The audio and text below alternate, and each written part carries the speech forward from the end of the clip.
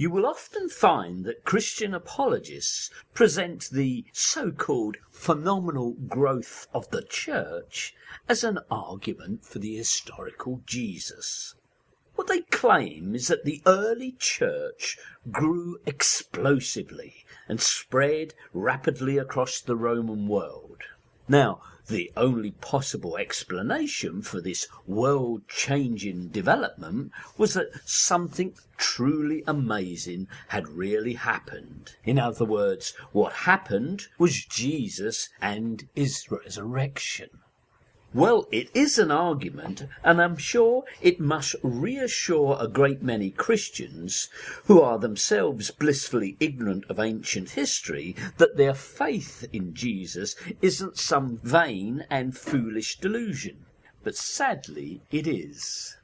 Let's take a closer look at this audacious claim of phenomenal growth and examine it in detail.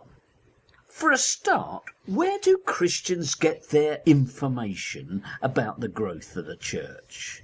Well, they turn, of course, to their storybook, the New Testament, and in particular to the Book of Acts. Now, we should remember that this is a book of fantasies, featuring multiple appearances of angels who intervene at crucial points, such as getting the apostles out of jail. Acts has its share of miracle healings and even raisings of the dead. So this is our historical source.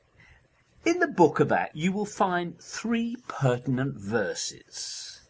In Acts 1:15 we are told that at the first Pentecost there were just 120 believers.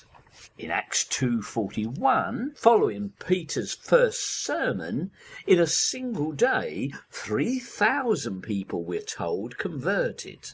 And after the first apostolic miracle, those who heard and believed were said to be 5,000 men, which Christian apologists quite happily double to include an equal number of women and derive a figure of 10,000.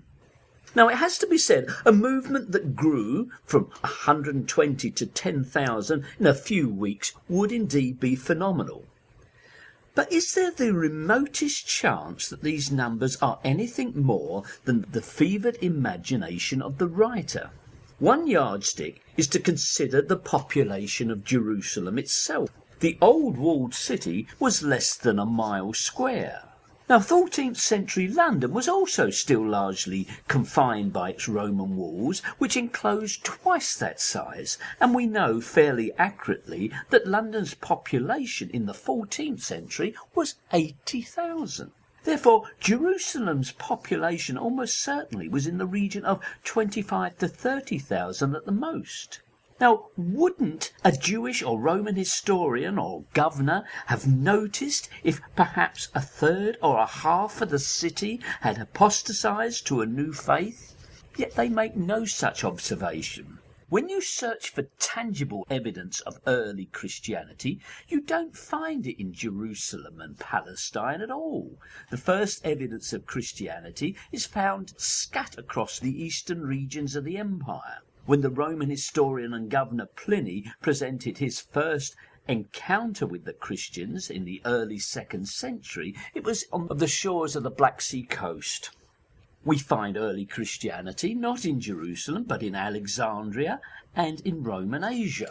The one thing that modern historical research has taught us is that in the earliest period, Christianity was not one movement, but a multiplicity of pseudo-Christian and proto-Christian groups. They emerged, as we might expect, from what had gone before. Jewish apocalyptic sects, solar deity cults, Mithraism, emperor worship, etc. The so-called phenomenal growth of the church is hot air. Even by the end of the 2nd century, the loosely organised and often rival groups ranged from a few dozen to several hundred in perhaps 40 or 50 cities of the Eastern Roman Empire. In total, they numbered perhaps 50,000 in an empire whose population was in the region of 60 million. The real growth of the church was not explosive and didn't occur until it became the official religion of the empire and it was prudent to aver an attraction for the Christ cult. The phenomenal growth of the church isn't history, isn't true, it's just more astounding rubbish from the New Testament.